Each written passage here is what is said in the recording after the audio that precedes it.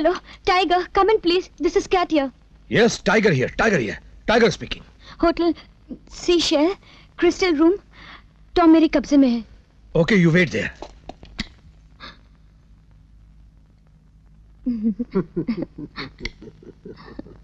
Sir. You bitch! You are a cat. Calling the tiger. You. Move on. Open the door. No. Oh, you.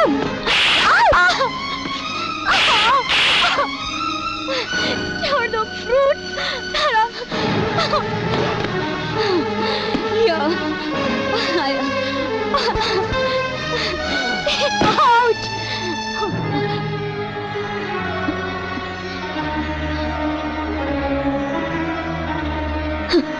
लगता है तुम्हारे देश में माँ बहनें नहीं होती.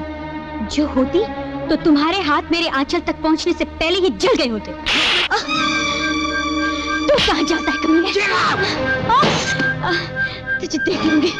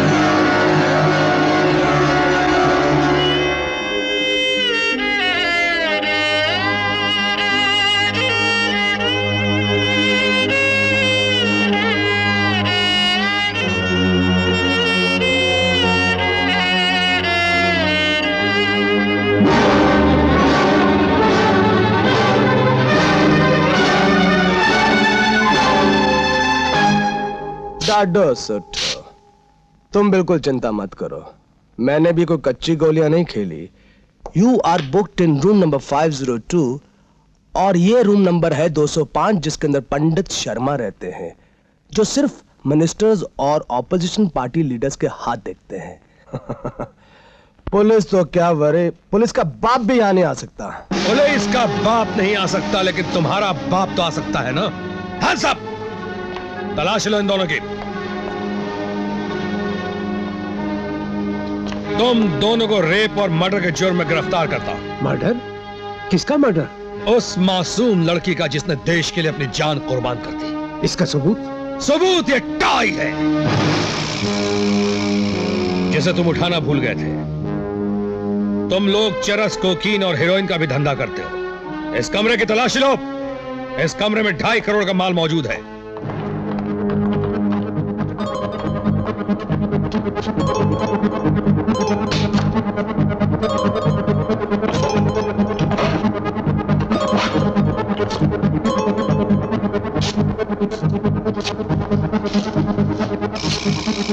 साहब ये रहा माल.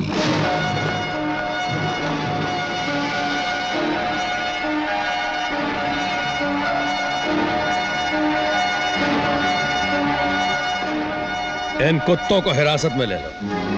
चलो आओ.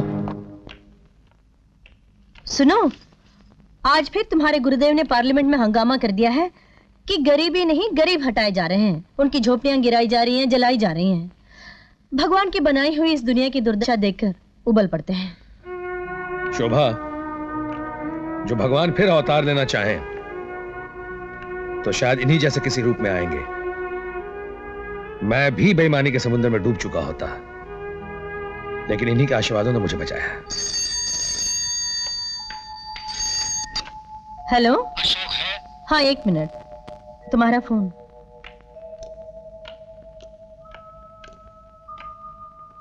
हेलो. कैसे हो मित्र? अरे गुरुदेव, आप कैसे हैं आप?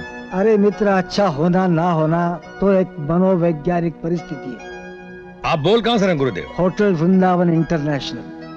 गुरुदेव, आप तो जानते थे मैं यहाँ हूँ, फिर आप होटल में क्यों ठहरे? अरे मित्र, नेता के भाग्य में घर का सुख कहाँ। समझ लो कि साल में 1.5 साल घर से बाहर रहना पड़ता है। तुमसे एक काम था मित्र। आगे दीजिए गुरुदेव। यदि आ सको तो अभी मेरे पास आ जाओ। आप क्या कह रहे हैं गुरुदेव? मैं अभी आता हूँ। मैं जाता हूँ और गुरुदेव को साथ लेकर आता हूँ। ओके।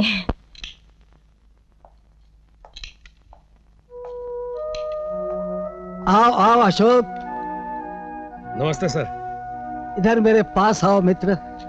सर, आप मुझे मित्र ना कहा करें। तो क्या कहा करूं? शत्रु? कैसे हो? सर, आपका आशीर्वाद है। तुम में जो पुलिस अफसर है ना, उसने तो बड़ी धूम मचा दी है। इतनी धूम भी मत मचाओ मित्र। सर, समझ में नहीं आता इस देश का क्या होने वाला है। क्यों? क्रिमिनल्स को जितना पॉलिटिकल प्रोटेक्शन आज मिला हुआ है, उतना तो शायद अंग्रेजों के जमाने में भी नहीं मिला होगा। अरे भाई, अंग्रेजों को चुनाव थोड़ी लड़ना था। तुम अपना दिल क्यों छोटा करते हो? ये देश बड़ा सख्त जान है, आज के नेताओं को भी झेल जाएगा। हाँ, वो तो ठीक है सर, पर मेरे जैसे लोग क्या करें? तुम जैसे लोग कुछ कर ही नहीं सकते अशोक, क्योंकि आज तुम्हारी ईमानदारी न तुम्हारी ढाल बन सकती है न तलवार।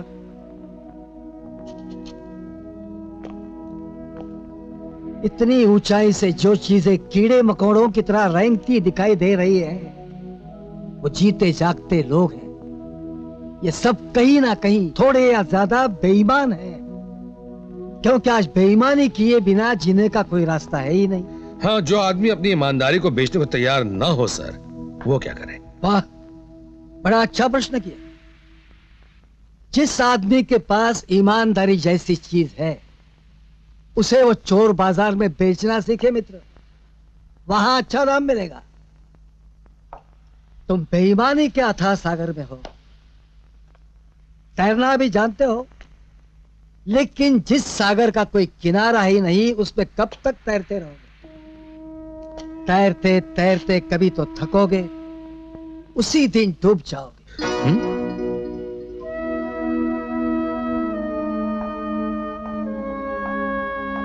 ये आप क्या कह रहे हैं सर? आप? हाँ, यही कहने तो मैंने तुम्हें आज यहां बुलाया है। ईमानदारी, आदर्श, इन शब्दों का अर्थ मैंने ही तुम्हें समझाया था ना। तब मैं जवान था, तुम नौजवान। इसलिए आज भी तुम्हें यह बताना मेरा ही कर्तव्य है कि इन शब्दों के अर्थ में बड़ा परिवर्तन हो चुका। ईमानदारी किसके प्रति, आदर्श किस दिशा में, इन शब्दों के प्रश्नों का उत्तर तो देना ही पड़ेगा ना मित्र अशोक। आज तुम मेरे साथ कितनी ऊंचाई पे खड़े हो। यहीं रुक जाओ, ग्राउंड फ्लोर पर रहने में कोई मजा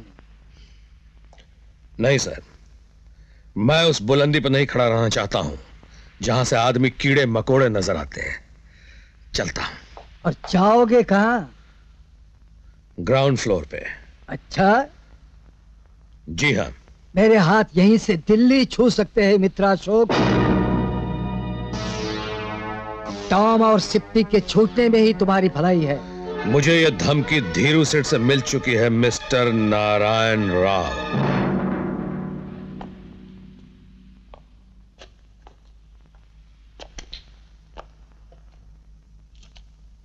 ये उपहार शोभा के लिए 25 लाख का।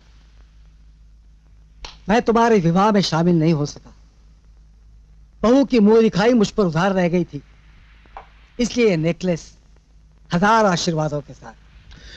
Thank you very much mister Narayan Rao, but I am sorry, जो तोहफा मैं वक्त आने पर लौटा ना सकूं, वो मैं कभी स्वीकार ही नहीं करता।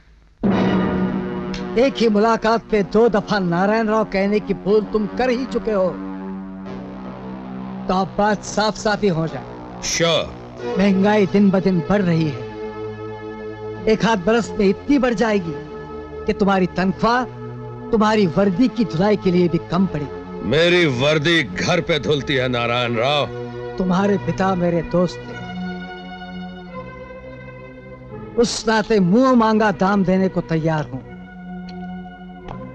वरना तुम और तुम्हारी ईमानदारी की औकात क्या? तुम्हें पता नहीं अशोक सक्सेना, तुम मामूली शीशे से बने हुए एक आदमी हो, चकनाचूर कर दो।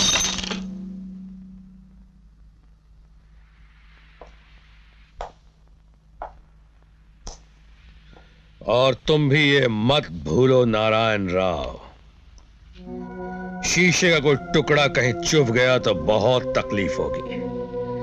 ईमानदारी का सबक जो तुम मुझे पढ़ाया करते थे उसे अब खुद याद करने की कोशिश करो। 70-80 करोड़ गरीब आदमियों के इस मुल्क में तुम जैसों की सजा जेल नहीं, फांसी होनी चाहिए। आज से हमारी मुलाकात शिष्य और गुरु, भक्त और भगवान के नाते कभी नहीं होगी। आज से मैं तुम्हारे लिए सिर्फ एक पुलिस अफसर हूं और तुम मेरे लिए खतरनाक मुजरिम, इसलिए तुम्हें नमस्ते किए बगैर चलो। हर ओर फरेब के जश्न यहाँ, हर तरफ गुनाह की दावत है। क्या हुआ? गुरुदेव की तस्वीर? नाम मत लो इस आदमी का। आज इसने मुझे रिश्वत देने की कोशिश की, मुझे, और मैं इस बेईमान की पूजा करूं। इस बेईमान। ये दुनिया एक हिरासत है।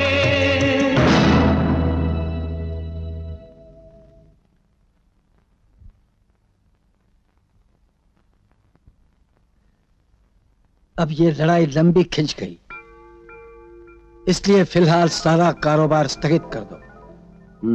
कारोबार बंद करने से कुछ नहीं होगा नेताजी।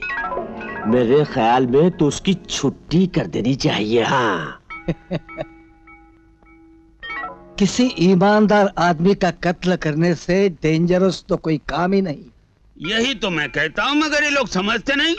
अरे भैया पटवर्धन, एक ईमानदार आदमी के मरने के बाद उस ईमानदारी के और हाथ पांव निकलने लगते हैं। तुम पुलिस से लड़ सकते हो, पर किसी शहीद से नहीं लड़ सकते। शतरंज का असली खिलाड़ी वो है प्रिय पटवर्धन, जो आखिरी चाल सोचने के बाद पहली चाल चले, जैसे मैं करता हूं। ये शय और ये मात। ओहो ओहो, आप भी कमाल कर रहे हैं नेताजी। मैं अशोक सक्सेना के बारे में बात कर रहा हूँ और आप हैं कि बस शतरंज पे भाषण दिए जा रहे हैं, बस भाषण दिए जा रहे हैं आप। मैं अशोक सक्सेना की ही बात कर रहा था भ्राता पटवर्धन। एक छोटी सी बात आपसे पूछ सकता हूँ नेताजी? कहो। आप मुझे पैट नहीं कह सकते? ना। क्यों? पैट मेरे अल्सेशन कुत्ते का नाम है। ओह। और तुम अपने गुर्दों का इलाज जल्दी करवाओ, तुम्हारे हाथ पांव बहुत जल्दी फूल जाते हैं। जरा उंगली टेढ़ी करेंगे तो अशोक सक्सेना का तेल निकल आएगा। तेल नहीं नेताजी, घी। घी। हाँ। जब से मुझे दिल का रोग लगा है मैंने घी खाना छोड़ दिया। और ये चला मैं अपनी पहली चाल। राजू, अशोक सक्सेना की दूसरी कमजोरी। दूसरी कमजोरी? हाँ राजू, अशोक सक्सेना का छोटा भाई, तुम्हारे साले श्याम का दोस्त। Okay, bye bye. Raju, congratulations for getting your first division. Thank you. क्या यार, आइसक्रीम जैसी ठंडी बात कर रहा है। दोस्ती का हाथ बढ़ा रहा हूँ यार। क्यों? यार सुना था कि लव एंड वॉर में हर चीज जायज, लेकिन अब ये महसूस होता है कि ये बात 100% ठीक नहीं है।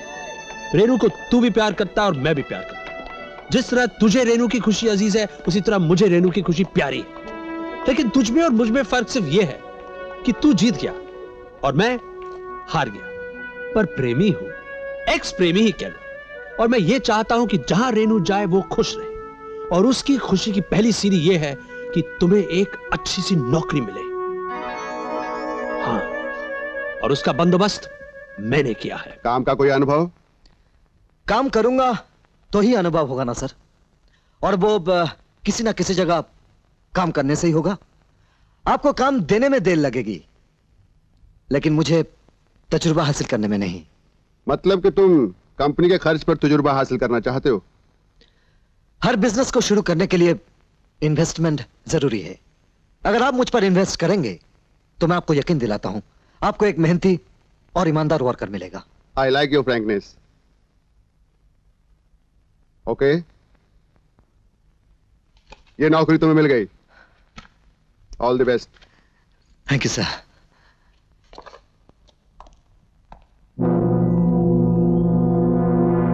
जीजा जी, मैंने अपने डियर फ्रेंड और rival in love mister Rajesh Saxena को नौकरी दिलवा दी। Very good, very good. Rajesh Saxena को नौकरी दिलवा दी गई है। लगता है शाम ने इस नाटक का पहला अंक खत्म कर दिया।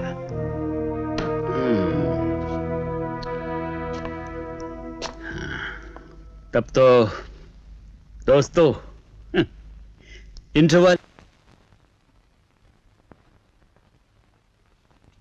साहेब वाले। सलाम साहब। Morning sir. Morning. Good morning sir. Good morning sir. Good morning sir.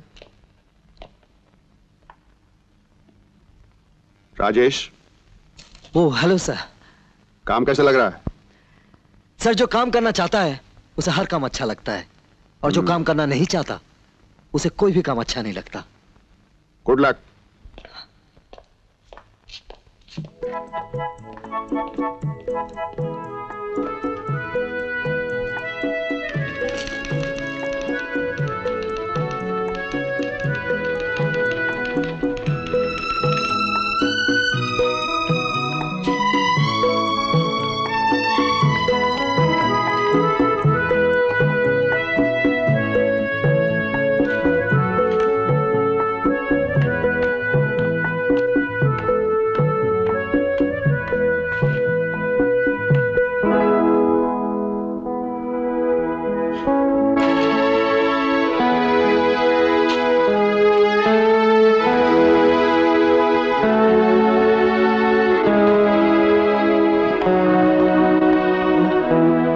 Rajesh, ये चेक इस बात का प्रतीक है कि तुम जिन लोगों के लिए काम करते हो उन्हें काम को सराहना भी आता है। थैंक यू सर, मगर मैं इनाम के लालच में काम नहीं करता, मुझे ये नहीं चाहिए। Hello. Yes sir, yes sir. But sir, लाखों की रकम है, ऐसे कैसे किसी को। Just a moment sir. मुझ पर एक एहसान करोगे? आप हुक्म कीजिए सर। अपनी 17 की ब्रांच को अभी के अभी 3 लाख रुपए भेजने हैं। मैं पहुंचा दूंगा सर। गुड। लेकिन सर, इतनी बड़ी रकम आप एकदम से मेरे भरोसे छोड़ देंगे? आदमी को परखने में ही मैंने अपना जीवन बिताया है Rajesh. Hello sir, sorry for holding so long sir. Sir, वो आदमी मिल गया। जी हाँ, मेरे भरोसे का आदमी। जी हाँ, उसके हाथों में 3 करोड़ रुपए भेज सकता हूं। जी हाँ, मैं कंपनी गाड़ी दे दूंगा। जी हाँ, यस सर।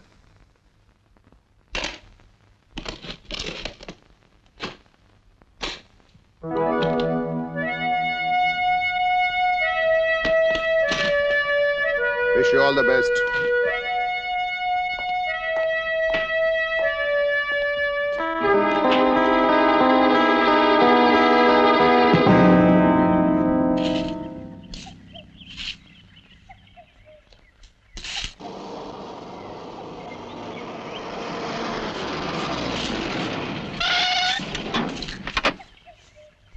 अरे भाई, ये सतारा जाने का रास्ता किधर से? सब रास्ता तो यही जाता है, आगे से लेफ्ट। शुक्रिया। अरे सेठ, आप सतारा जा रहा है, हम आपको रास्ता बताता है, आप उनको लेके चलो ना। अरे तुम सब तो अपना काम कर रहे सेठ, अपना छुट्टे का टाइम है, काम खत्म हो गया। आ जाओ। Thank you.